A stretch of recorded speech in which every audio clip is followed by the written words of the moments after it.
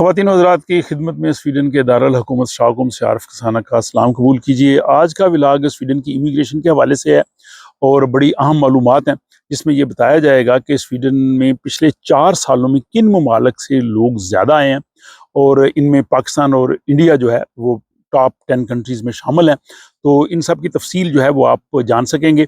और इसमें एक बड़ा इंटरेस्टिंग पहलू ये है कि कोविड से पहले स्वीडन में आने वाले जो लोग थे मुख्तलिफ मुल्कों से, वो तब्दील हो गया। स्वीडन में कोविड से पहले ज़्यादातर लोग जो है वो शाम, अफ़गानिस्तान और सोमालिया से आते थे, लेकिन कोविड के बाद सिचुएशन बदल गई है और 2020 से 2024 के दरमियान सबसे ज़्यादा लोग यहाँ पे आए हैं यूक्रेन के। वो तो चलो आप जानते ही हैं जंग की वजह से, लेकिन दूसरे सबसे ज़्यादा जो लोग आने वाले हैं उनका ताल्लुक इंडिया से है।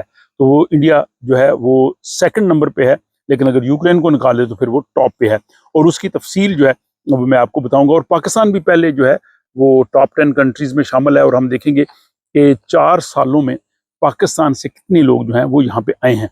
तो सबसे पहले हम भारत की बात करते हैं। तो भारत से जो है वो स्वीडन आने का रुझान जो है वो बहुत तेज़ी से बढ़ रहा है और 2020 से लेके 2024 तक भारत से जो लोग हैं वो स्वीडन में जो आए हैं उनकी तादाद तकरीबन 32,000 के करीब है। तो इन 4 सालों में भारत से बहुत ज़्यादा लोग जो हैं वो यहाँ पे आए हैं और 2020 में सिर्फ 4,600 लोग आए थे और इसके बाद 2022 में भारत से आने वालों की तादाद बढ़ के 8,000 हो गई और इसके बाद फिर ये तादाद बढ़ती गई। और ये इजाफा स्वीडन में काम और तालीम के मौके की वजह से है। ज़्यादातर भारत के लोग जो हैं यहाँ पे आला तालीम के लिए और काम के लिए, जिसमें IT सेक्टर के लोग हैं वो शामिल हैं, जबकि 2024 में यूक्रेन से 28,000 लोग जो हैं वो यहाँ पे आए हैं।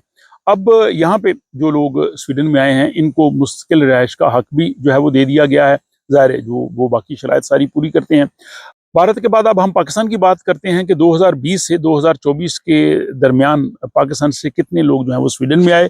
तो 2020 में पाकिस्तान से 2,441, 2021 में 3,240, फिर 2022 में 3,398 और 2023 में 2,484 और 2024 में पाकिस्तान से 2,477।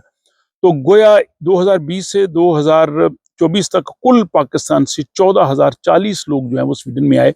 और इसके बाद आप जो है वो बाकी देख सकते हैं इस ग्राफ में जो टॉप 10 कंट्रीज़ हैं उनमें सबसे पहले जो है वो यूक्रेन है, इसके बाद इंडिया है, फिर जर्मनी है, जर्मनी के बाद पोलैंड है, फिर सीरिया यानी शाम, फिर पाकिस्तान, चाइना, ईरान, अफ़गानिस्तान और इसके बाद तुर्की आता है।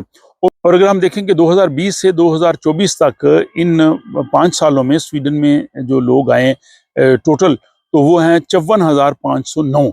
तो ये ग्राफ से आपको एक पूरा जो है वो जायज़ा इस सूरत हाल का जो है वो नज़र आ गया है। और ज़्यादातर भारत से आने वाले लोग जो हैं वो IT और इंजीनियरिंग के शोबों में काम करते हैं और वो स्टॉकहोम और बड़े शहरों में आबाद हैं।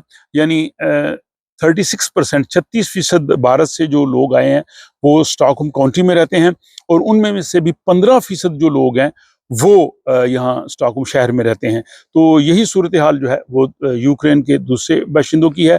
तो ये जनाब सूरत हाल है कि 2020 से 2024 तक स्वीडन में जो मुख्तलिफ मुल्कों से लोग आए हैं उनकी सूरत हाल मैंने अपने सामने रखी है। और इसमें बड़ी इंटरेस्टिंग सूरत हाल सामने आई है कि इंडिया और पाकिस्तान जो है वो इन टॉप 10 कंट्रीज़ में शामिल है जहाँ के बाशिंदे जो है वो स्वीडन आ रहे हैं और ये आने का रुझान जारी है। तो इस सारी सूरत हाल को आप कैसे देखते हैं?